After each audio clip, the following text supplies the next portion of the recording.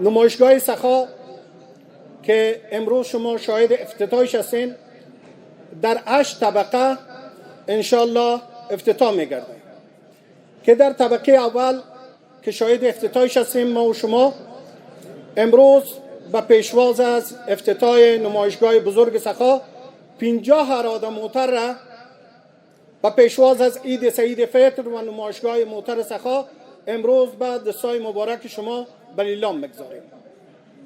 طبقات بعدی که انشالله بعداً در افتتاح شما را زحمت خود دادیم، هر منزل یک نوع موتر که یک فروشگاه میاری در سطح افغانستان انشالله خواهد بود.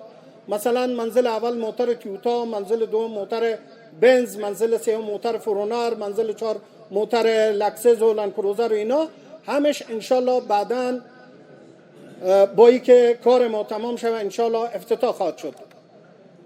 من تشکری میکنم از منصوبین امارت اسلامی که در راه تامین امنیت ما زحمت میکشند.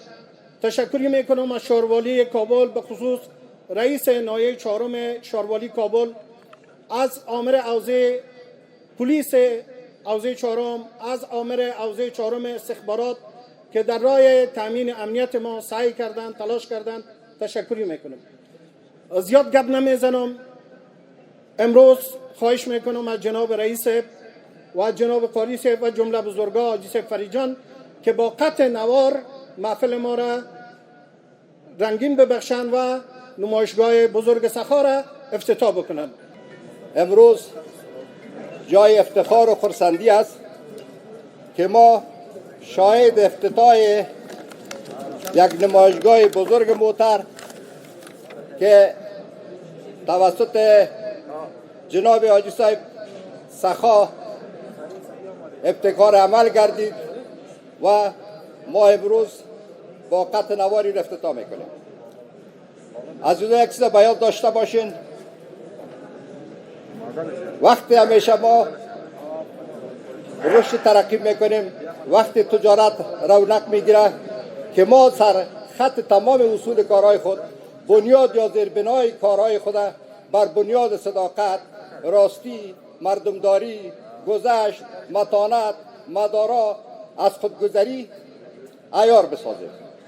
عزیزا، همونطوری که حاجی سخا در کنار ما قرار داره، بالاتر یا بیشتر از 35 سال شد که ما رابط کاری در بخش همین موتر داریم و گفته جناب آقا صاحب که تملق نشه، حاجی صاحب سخا مرد پرهیزگار، مرد با تقوا، مرد با گذشت، مرد با متانت، مرد عیار و جوانمرد، خلاصه تمام صفاتی که در وجود یک تاجر است از مدت 35 سال به این طرف رعایت کرده است.